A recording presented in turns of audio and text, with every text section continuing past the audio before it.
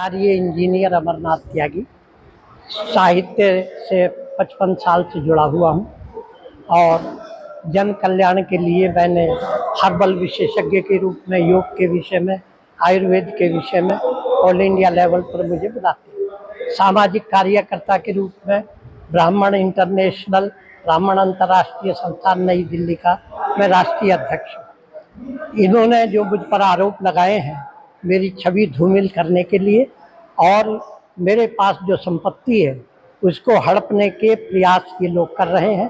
गुंडे बवालियों से मिलकर मेरी हत्या कराने की चेष्टा कर रहे हैं। इन्होंने एक फर्जी वसीयत मेरे चाचा जी के नाम से पेश की अदालत में, जिसे अदालत ने खारिज कर दी।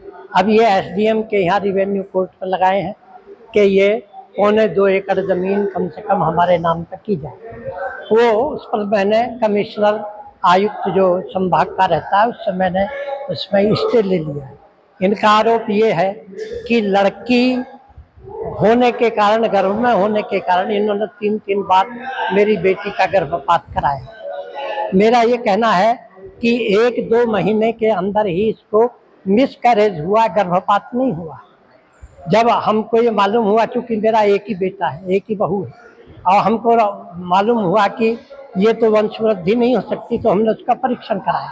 तो उसमें मालूम हुआ कि संतान उत्पन्न करने के लिए प्रकृति के तरफ से जो महिला के अंदर ओवम होता है, जिसको अंडा कहते हैं, वो इसके बनता ही नहीं है, और बनता है तो बहुत कमज़ोर बनता है। इसलिए उस जो इसको गर्भ ठहरता था उसमें मानव अंग बनता ही नहीं था, इसलिए वो मिसकैरेज हो जाता था।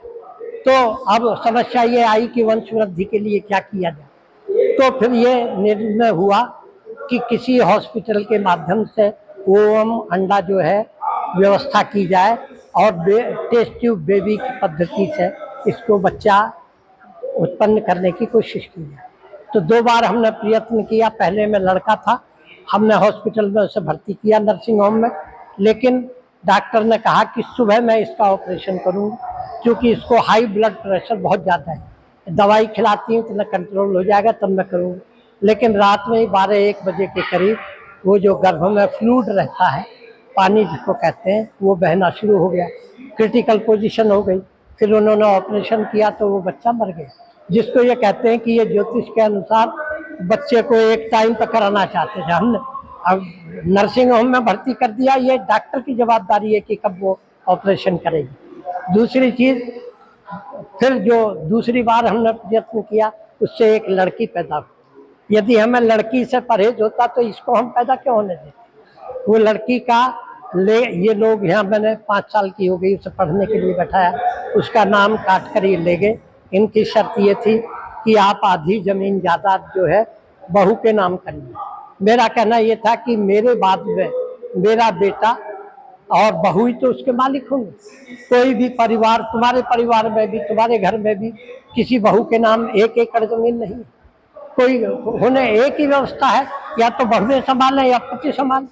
तो अब भारतवर्ष में जब ये सिस्टम है कि पति संभाल रहा है जायदाद को, तो उसमें तुम्हें क्या परेशानी है? तुम्हारी तो आधी हिस्सेदारी कानूनन हो गई। अभी आप क्या चाहते हैं? अभी हम ये चाहते हैं कि ये जो निराधार हम पर वो कर रही है और हमें मारने के लिए षड्यंत्र रच रही है, रायपुर के तमाम गुंडे मवालियों से हमारी ज़मीन का सौदा करती जा रही है, जबकि कहीं भी अभी ये रिवेन्यू रिकॉर्ड में नहीं है। आपने आवेदन अपने जान मान की रक्षा के लिए एसपी को दिया। हाँ दिया, उस पर मेरा बयान होना शुरू हो गया। आपका परिचय दें। मैं अमरनाथ त्यागी हूँ, सुंदरनगर में रहता हूँ। आचार्य इंजीनियर अमरनाथ त्यागी हूँ, रिटायर्ड इंजीनियर हूँ। अभी मेरी आयु 83 ईयर्स हो गई।